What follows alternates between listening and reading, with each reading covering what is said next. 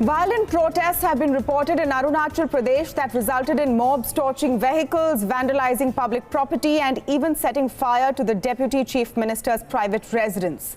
The protesters are angry about a recommendation by a joint high-powered committee that wanted permanent residency certificates granted to 6 non-Arunachali tribes. The recommendations have not been accepted by the state government. In fact, authorities have been quick to reject the recommendations. But the damage has been done. Speaking to us now on the current situation is Union Minister of State for Home Affairs and Member of Parliament from Arunachal West, Kiren Rijiju. Mr. Rijiju, thank you for speaking with us here on Bloomberg Quint and welcome to the show. I want to start by first asking you to explain to us why this has become such a huge flashpoint in Arunachal Pradesh, despite it first being a recommendation. Do you think there was a lack of communication from the state government on the issue? Yes, first of all, it is very unfortunate that such violent clashes and violent protests took place in peaceful state of Arunachal Pradesh. Normally, people of Arunachal Pradesh are very peace-loving, but this particular PRC issue has taken an ugly turn.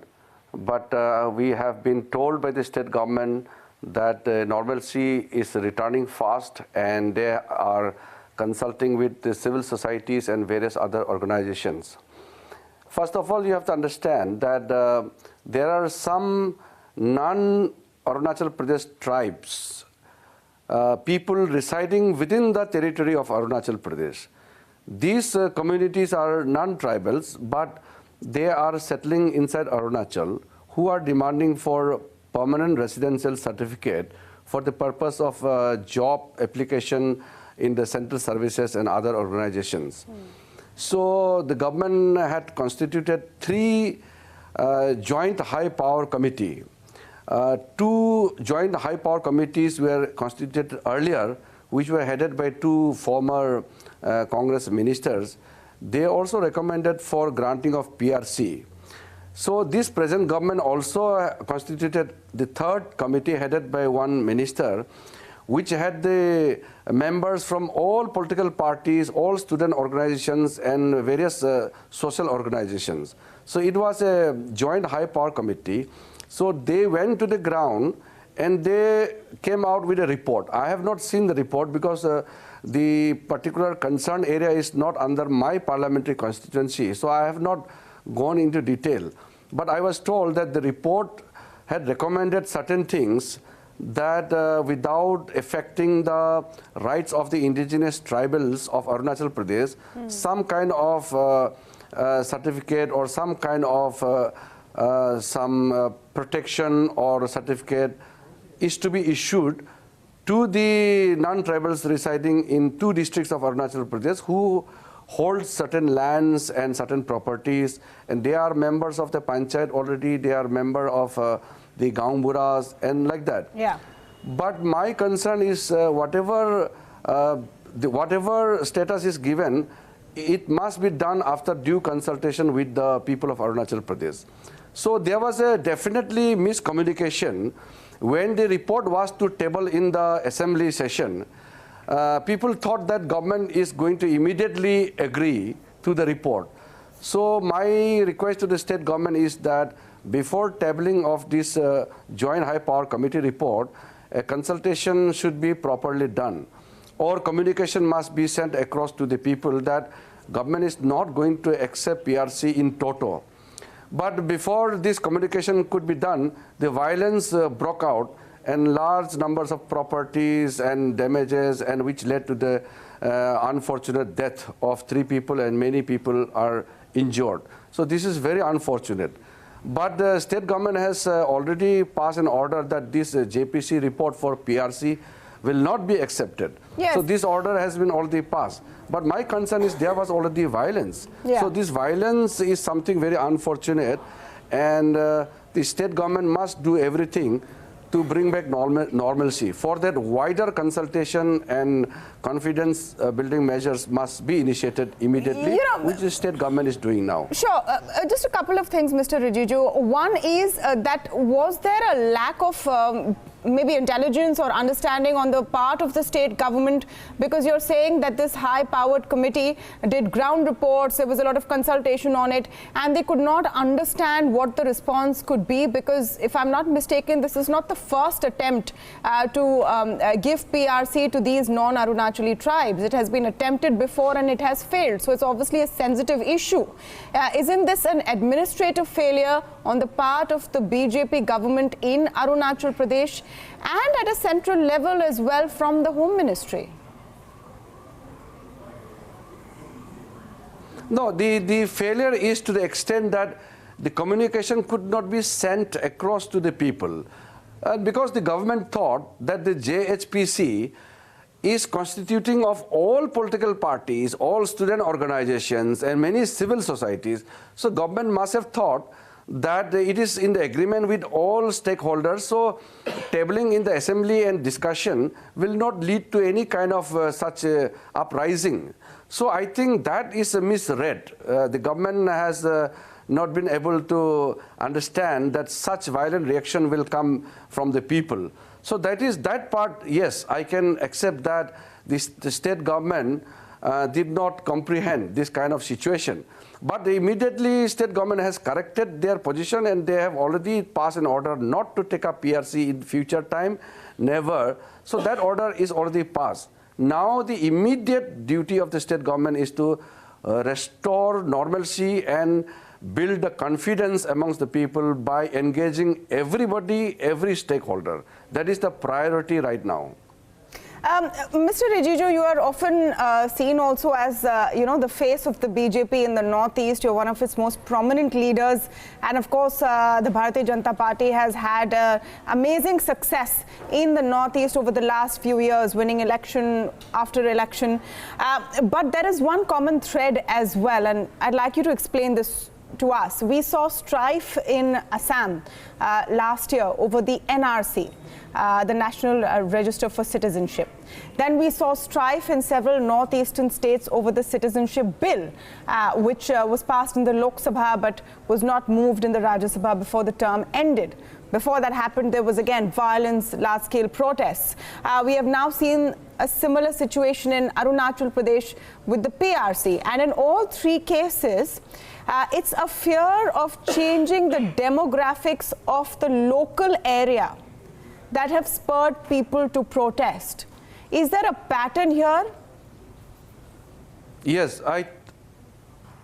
you are right. See, Northeast people are very concerned about the protection of the indigenous rights and identity, and with regards to linguistic, cultural, and their constitutional rights, which are being provided by various provisions and various acts. So people feel that any decision which is going to dilute their interests is heavily resented. That is why we are very clear that any decision taken by the central government or state government should not harm the interests of the local indigenous people, be it refugee issue or be it any other steps to be taken. We have to be very careful. That is why, the Supreme Court had given an order that all the Chakmas and Hajongs residing within Arunachal Pradesh should be given citizenship. Despite that, we are able to explain to the Supreme Court that it is not possible to grant citizenship in a blanket, because there are many people who have come illegally and settled down there. So it is not easy to actually implement on the ground. So our plea, the Home Ministry for the first time had taken a stand supporting the will of the people of Arunachal Pradesh. So right now I feel that we are able to do anything which is in the interest of the indigenous people of Northeast. And for Arunachal Pradesh, in last 5 years, we have taken all possible steps not to infringe the rights of the people of Arunachal Pradesh. You remember, Tamanna, there is a law called Eastern Bengal Regulation Act. According to Eastern Bengal Regulation Act, even an Indian is required to obtain inner line pass to enter into a state like Arunachal Pradesh. Yes. But the Chakmas, Hajongs and the Tibetan refugees were settled in Arunachal Pradesh a long time back during the Congress time. So I don't know how this Eastern Bengal Regulation Act were violated by then government by settling the refugees inside Arunachal Pradesh. But now, since it's a long time, our duty is to ensure that no further such illegal or unwanted decisions are taken by the central government or state government which runs against the interests of the indigenous people.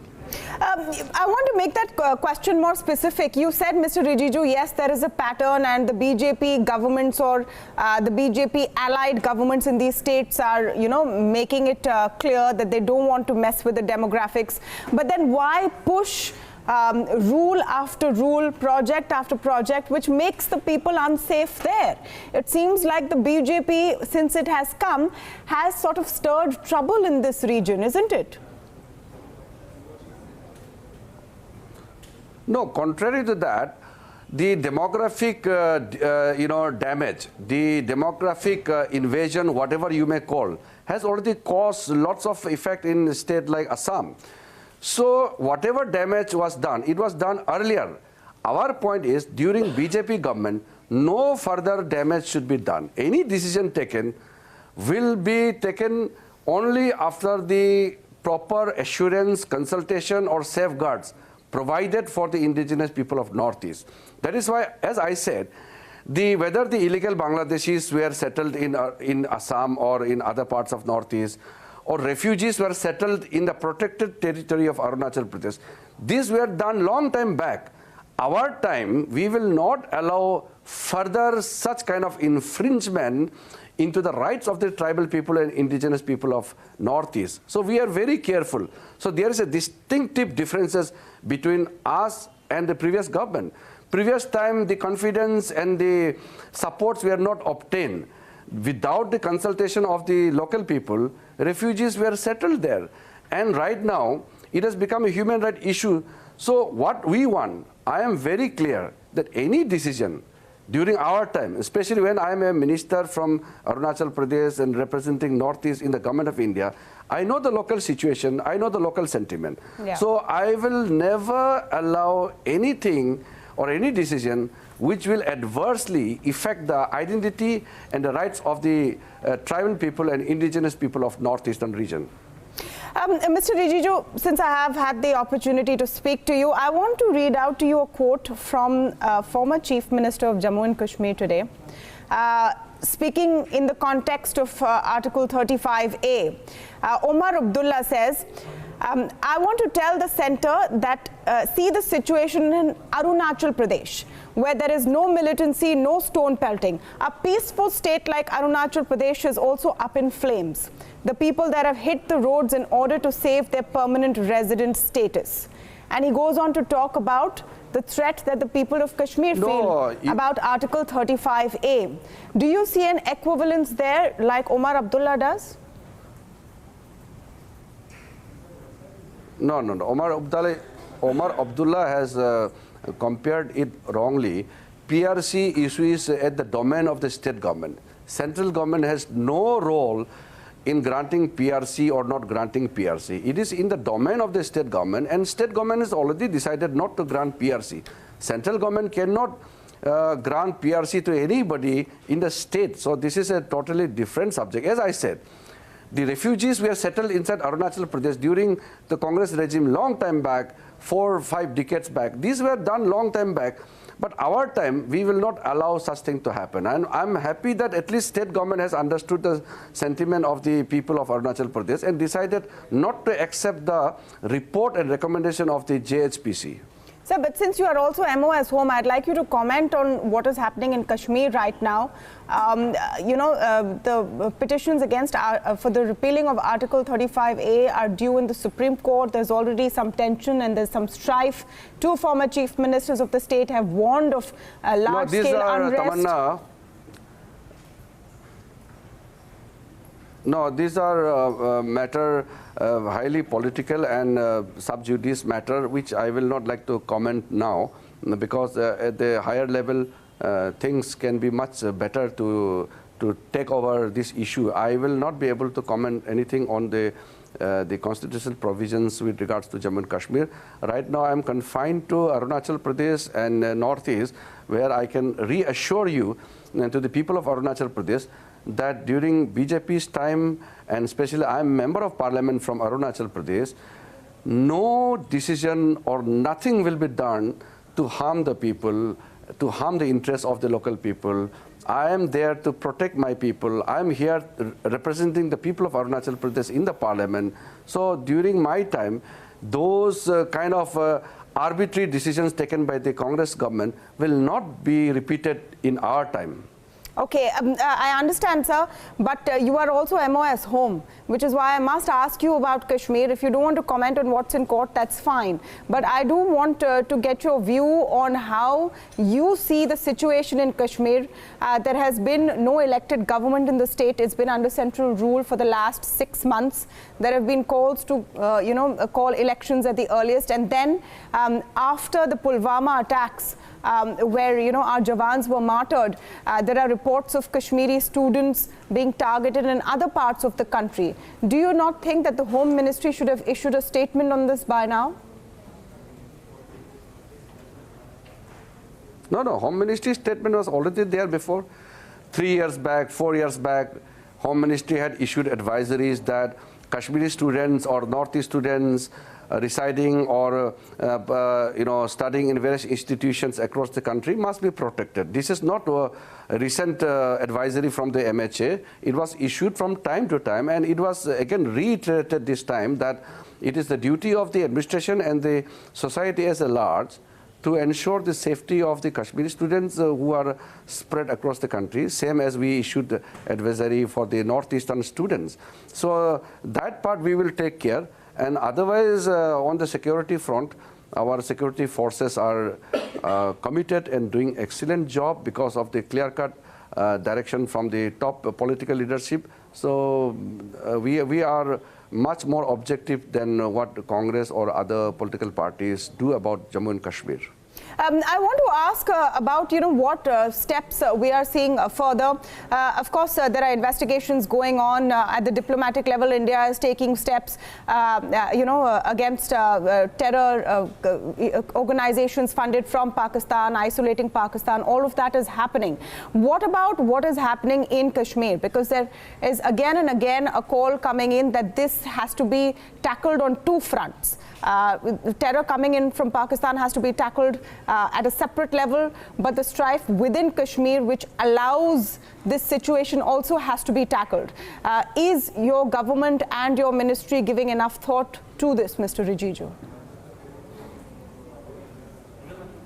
No, whatever best decision required to be taken are being taken. Our government is very practical, and appropriate decisions are taken. All the policies are practical as per the situation, and that's what I can comment at this moment. What would you say to those who claim that the situation in Kashmir has worsened since the NDA government took over at the center? First, because of the BJP, PDP, government in Kashmir, which caused unhappiness within the people there. Then that government split. Then the kind of policies that the NDA government has had, and all of this has contributed to the strife and the build-up inside Kashmir. What would you say to those comments?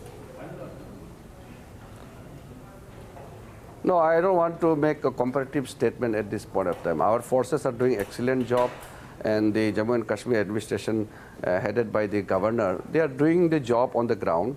If you want to get direct inputs, you can get in touch with the governor office or the state administration there. But all kind of supports from the Home Ministry are being extended. As I said, political leadership has a clear view about the situation, and we are very confident that the situation will be tackled. Is there a clear view that there should be elections soon in the state, since there is no government in place, no state government in place right now? No. I cannot comment about anything else right now. because things are being dealt at appropriate level. Okay. Let me ask you a couple of political questions, Mr. Rijiju. We are a few months away from the general elections. You are, of course, a prominent BJP leader as well. Do you think your party is going into these elections with a whole set of challenges on the front of rural distress, the outcome of demonetization and the impact it's had on the economy, jobs? These are all areas where the BJP government has come up short. Do you think that there is a challenge, you see? No, every election will be a challenge for any political party. But what is a fact of the matter is that the country has never seen such a decisive political leadership, and never before the economy of the country is so poised to take a center stage in the global economy. So never before India is placed so well. Today, India is one of the main growth engine of the global economy. So this is something which the people of the country understand. And then there is no alternative. If Narendra Modi ji is not re-elected again, then everybody knows what disaster India would face. So there's no alternative. People of the country know that Narendra Modi ji is the man of the moment, and he is the only person in today's time to lead India and catapult India into the top league of the Global Committee of Nations. So we are very clear, very confident that the people of the country will go with Modi ji and with BJP and NDA. So is that the pitch of the BJP, that there is no alternative, or the Tina factor as they like to call it in political jargon, and is the BJP's pitch completely dependent on the Prime Minister? Of course, he's our leader. As I said, India has never seen such a visionary and decisive leadership since independence. That is why we are fortunate to have the leadership of Narendra Modi ji. So he has to drive, not only BJP, he's driving the country. Narendra Modi ji is the man of the moment, and we are lucky to have him in today's time. Not every time and for every country such leadership is available. So it's fortunate for India to have Narendra Modi ji as our Prime Minister and leading from the front to take India to a new height.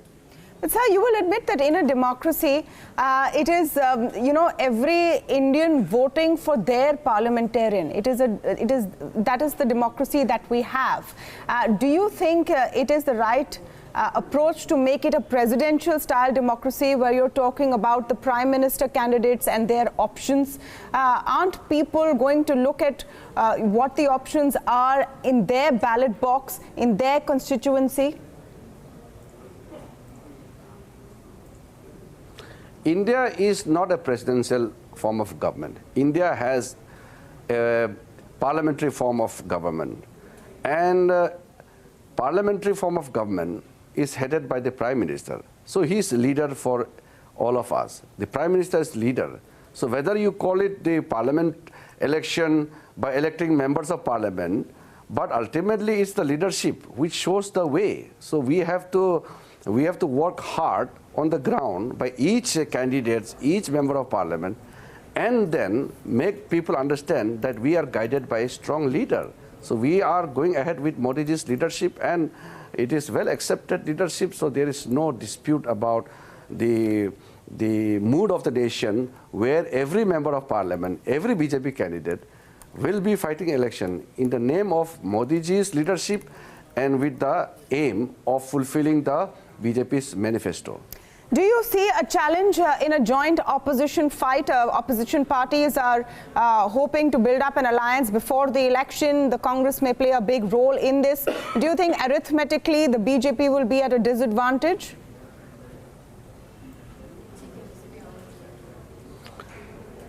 See, the fact that all the opposition parties are coming together is because they have, accepted the defeat, that Modi ji and BJP is so strong that everybody tries to come together. That means that BJP's acceptability and Modi's acceptability amongst the people is very high. That is the reality. That is why they are scared and they are coming together. Otherwise, can you imagine BSP, Samajwadi Party coming together, or Congress and Trinamool and all communists are joining in same platform? Like that, these are the situation created by the strong performance of our government. So that is a clear-cut proof that our government is doing very well and we have a very strong mandate of the people. So 25 Lok Sabha seats from the northeast region. I assume this is your biggest task ahead from your party's side right now. What is your aim? What is your target number out of 25? No, Northeast has 25 Lok Sabha seats. So in any case, we will be crossing 21 seats, the NDA, BJP-led NDA. Do you think there is a challenge in keeping the flock together? We had statements even from Conrad Sangma recently after, the whole citizenship bill fiasco, saying that they are reconsidering their position in NEDA. No, that is a... Do you think that's going to be a challenge? That is not against BJP or NDA. No, there is no challenge. We are working together and we will be together. Nothing will happen. All right. Thank you so much, Mr. Rijiju, for your time and for answering all of our questions. We were speaking here with Union Minister of State for Home Affairs, Kiren Rijiju, who's also MP from Arunachal West.